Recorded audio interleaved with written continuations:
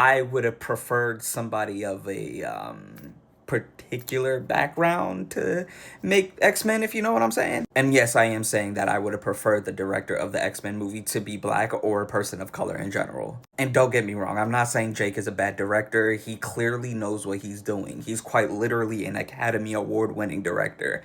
I know he's good at his job. But this critique is mainly about Hollywood and not on Jake specifically. Because Hollywood is just so comfortable with letting white directors and writers just tell, black stories, and not even black stories, but just stories that really represent marginalized groups of people in general. Now, you probably don't even know who these two guys are, but they're the new directors of the Beyond the Spider-Verse movie that's coming out soon. And again, we have a black character, but yet white directors and writers are on the forefront of curating these movies. Now, granted, I give Spider-Verse a little bit of grace because it's technically not really a Miles Morales movie, so that's why, it's kind of okay.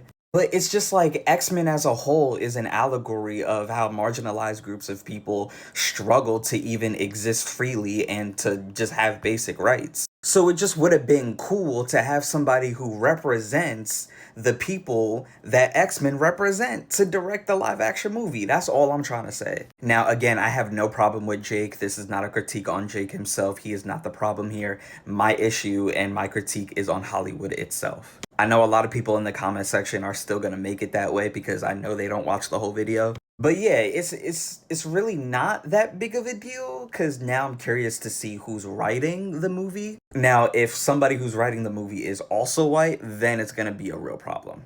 Because that just leads me to believe that, they're leaning towards more of the superhero aspects of this movie. I'm very concerned that they're not going to really focus on the allegories and the metaphors that derive from the source material that make X-Men so great.